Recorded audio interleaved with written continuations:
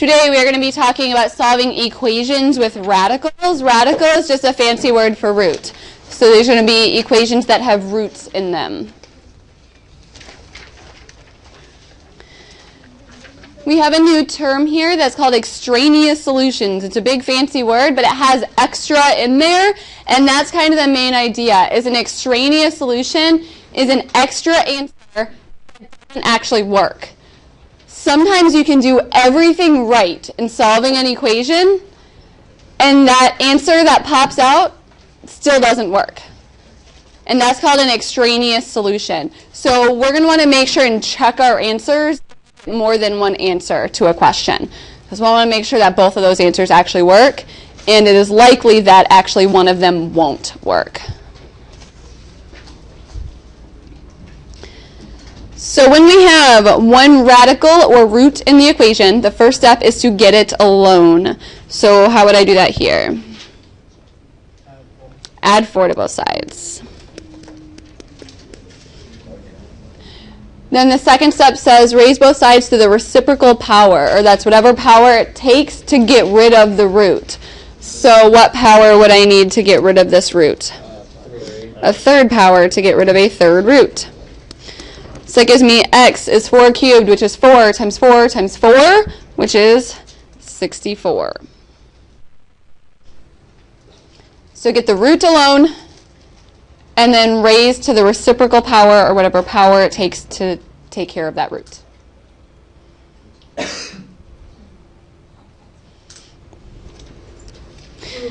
First step, get the root alone. It doesn't look like a root, but it's a fraction power, which is really a root, right?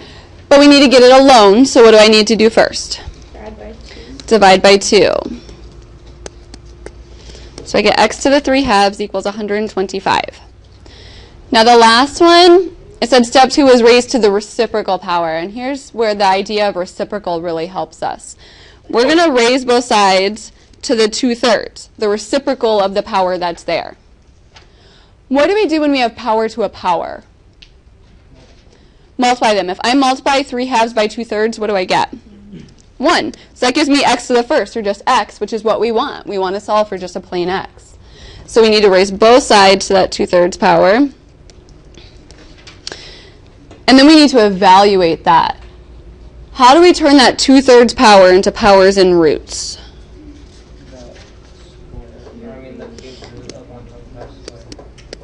The top is the power, the bottom's the root. And then we evaluate it. What is the cubed root of 125? 5, and 5 squared is 25. Okay. So still get your variable parts alone by doing any dividing or multiplying or adding or subtracting. And then if it's a fraction exponent, raise it to the reciprocal of that fraction exponent, and then evaluate. Do we have to do the last step, or can we just do it on calculator? It would be good if you knew how to evaluate them by hand without a calculator. You won't know if you type it into your calculator. It's important that you know how it works as far as power for when we're looking towards the test that's coming up. If I gave you x to the 2/3 and asked you to rewrite it, you need to know how to rewrite it. So our first step is to get the root alone. So what do? Subtract 2.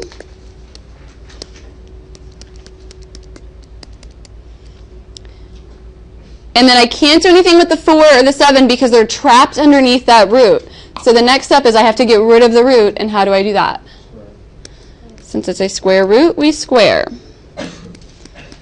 So that clears out the root and gives us 9 on the other side. And then how do I finish this out? Add 7 and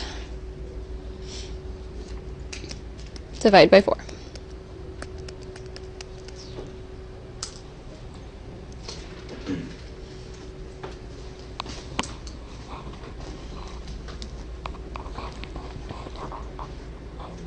Questions so far?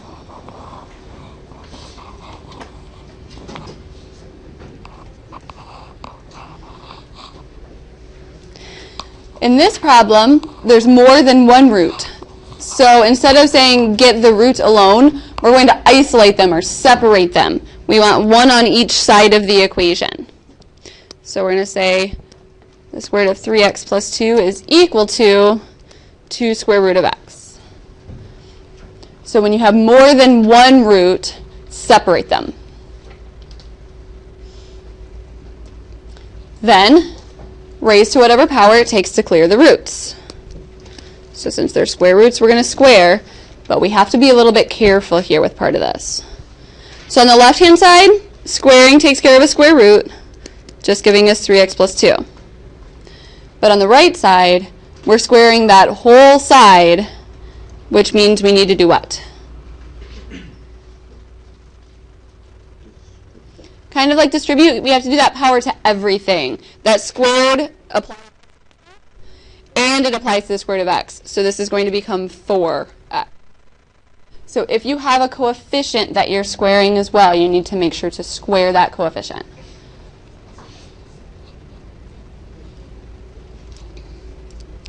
Then we subtract 3x.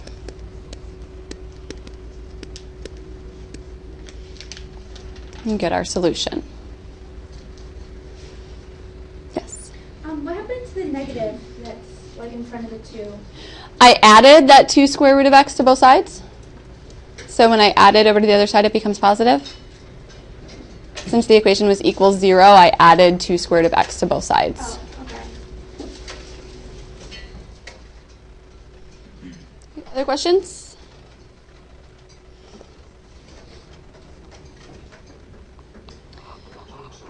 For this problem, it says solve. Okay, well, we're going to solve the way we had before. And at the end, we're going to have to watch out for that extraneous solution here.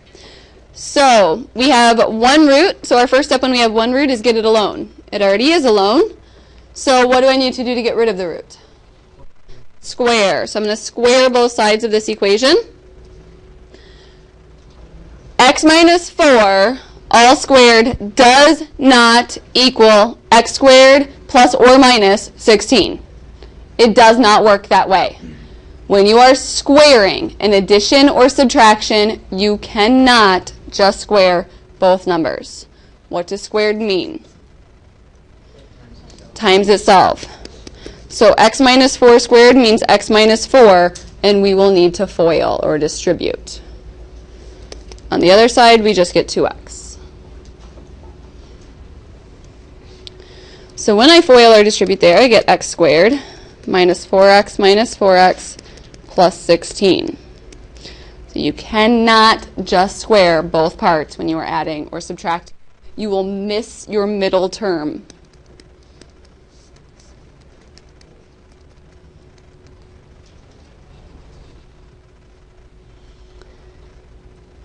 So we ended up with a quadratic equation. We have an x squared there. So to solve a quadratic, we're going to get everything on one side set equal to 0. We learned 4 methods to solve a quadratic equation. We learned to solve by square roots, which will not work in this question because of that x term. Solving by square roots only works if you have just a squared term, no plain variable terms. So we can't do that. We learned completing this, which pretty much no one likes. So we're probably not going to choose to do that.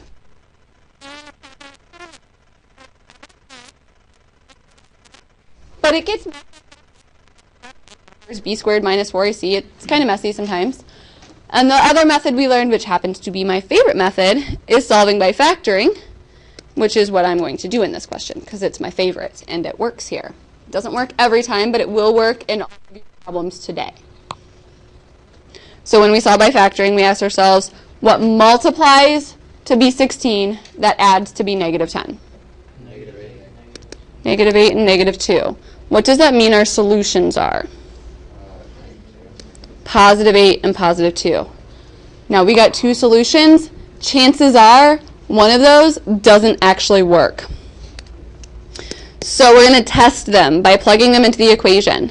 So first I'm going to test 8. 8 minus 4 equals square root of 2 times 8. That's 4 is the square root of 16. Yeah, that looks good. Okay, so 8 works. Chances are 2 is not going to work, but we're going to make sure. So if I plug in 2, 2 minus 4 is square root of 2 times 2. Negative 2 is the square root of 4. No, the square root of 4 is defined to be a positive number, not a negative number, so that doesn't work. So x is just 8. 2 was what we call an extraneous solution, an extra answer that just appeared. We did everything right, but sometimes an extra answer just kind of pops out. So when you get more than one answer, check them, and chances are one of those answers is not going to work.